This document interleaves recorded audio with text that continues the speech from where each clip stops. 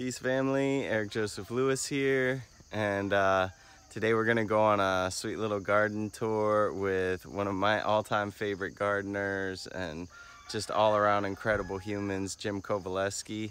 So let's go see what he's got going on.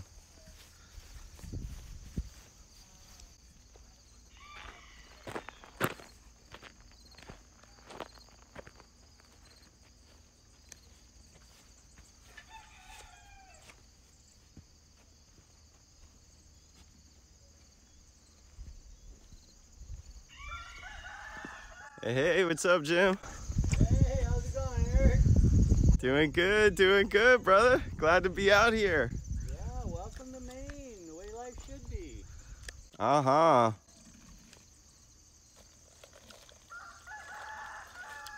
Good to see you, man. What you got going on?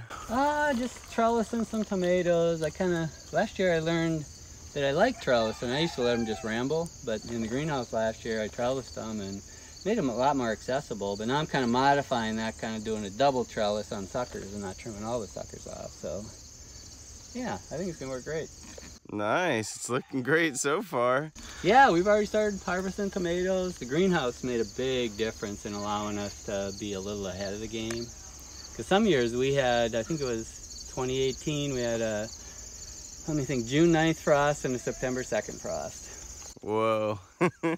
See, that's scary. That's an intense winter for you. Yeah, growing season, but that I always bail and go to Florida. These guys have to deal with the winter. Yeah, right. Yeah. There you go. So yeah, what do you have going on here in August in Maine? Well, it's kind of a, you know, permaculture people talk about the perennial polyculture, and I've got an annual polyculture. You know, I kind of mix up things, but you know, all pretty much with annuals in the veggie garden. That way, you know, I can keep all weeds out. Perennials often are the doorway to weeds because you can't get around the roots and all that stuff. So I've seen annuals. I mulch everything really heavy with grass, and pretty much that's my whole fertility stream is, you know, a meadow hay scythe a couple miles down the street and bring it back here. And this garden's already eaten probably 3 acres of grass. And look, it's almost gone. It's almost gone. And you know, people think of decomposition, but it isn't decomposition. It's freaking worms pulling this down their wormholes. Check that out. So it just came out of that hole. And I mean, and there, you know, same thing, there's another cluster here. So I've got a huge microherd that's just pulling all this grass in and manuring in place. And aerating at the same time. So, you know, you can, I remember Brock Dolman talked about, he taught my permaculture design course, and he talked about the difference between imposition and composition. You know, you can try to compose a system that kind of works with itself, or you can impose your will. I could be out here tilling and weeding and watering, but this grass-fed vegetable system eliminates all that, which is pretty cool. Nice. Yeah. Yeah, and you're going to be doing a master class on that with Pete Canaris. Is that the thing? Out. It's already out. It's been okay. Out for like 2 years. Oh, nice. If you go on his website, there's a thing, and it's, you know, I don't know, maybe 25, 30 hours of, you know, what I do, mostly up here, but some in the Florida ideas too, because I use a similar, you know, method there, but I just use the free compost from the city instead of the grass. So again, it's concentrating fertility, and then, yeah, just continually feeding the microherd in the soil. And then the biodiversity of mixing it up with the crops, and you're a big enthusiast of the soil blockers, right? Oh yeah. That's another way that you get kind of a little season extension sort of vibe. Well, it's not so much an extension. It's just I found I produce exceptional seedlings. Right. So if you've got exceptional seedlings going exceptional soil with a big microherd in there, it just rocks. So yeah, these seedlings are, wish I had just rocking it. So they're ready to go in the ground. Wow. But, you know, there's none of the wrap that would happen in a cell pack.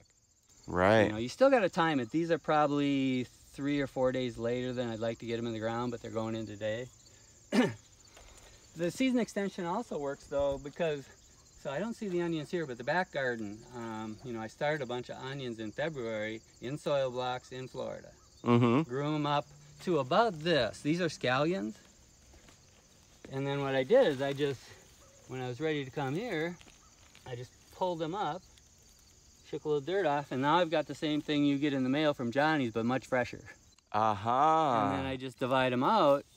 So there's like, 12 or 15 onions in there, concentrated in one spot. Now I take them here and spread them out, and now they're onions that are that big. Right. Which is pretty cool.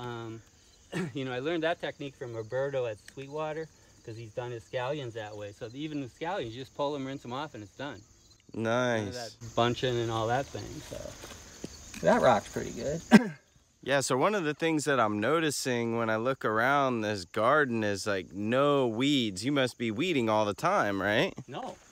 The only time I have to start the weed is what's happening right here. So the mulch has been eaten by all the worms. So now the latent weed seeds that are in the seed bank got light, and now they'll start sprouting.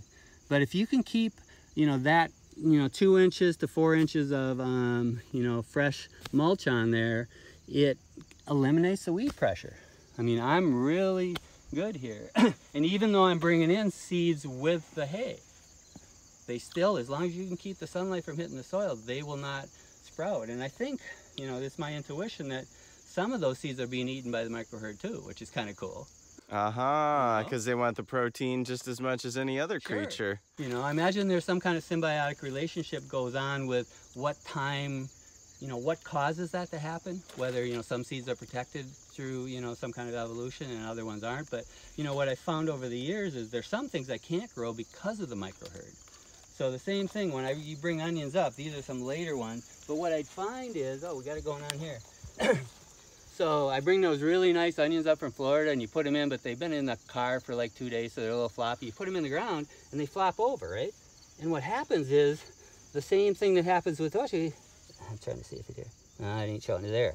They pull it right down into the hole. You can't really see how that's, so that's the top of an onion, and it was right down in the hole. The worm was pulling it down. So I'd come out, and 30% of the crop would be laying like that, right? And I thought, the birds are pulling them out. But then I traced it, and the night crawlers are actually pulling them out of the ground. Oh my gosh. It was an incredible, understanding. And so I made, I started cutting the tops off so they didn't flop as much. And after a certain time, I think there's some kind of whatever goes on in plants that tells them they're not stressing anymore. That dying little tip, I think, was something, those night crawlers key in on. And as they started to grow, then that disappeared and it wasn't a problem. So you got all these little things as you spend time in the garden. But that's the thing, I spend a lot of time here. And most of the things that people do these days is trying to save time. All these little machines and, so you can get through quick and get off the land. And I'm seeing you don't want to do that. You want to be here. Why are you trying to take yourself off the land so you can do something else, but be present? And you get all these cues from, nature that kind of tell you how to be more and more resilient, like any other species on the land. A cow knows what to eat out in that meadow when it's sick. And I think we know what to do in a garden because nature's telling us what to do. Nice. That's our evolutionary niche. We're a keystone species. We have an effect, but we can have a beneficial effect. Absolutely. What, traditional agriculture has, well, I shouldn't even say traditional, but industrial agriculture has turned it into an imposition. We do everything with big machines just so we can get off the land as quick as we can and produce food that has no nutritional value. Yeah, I like to call it petrochemical agriculture.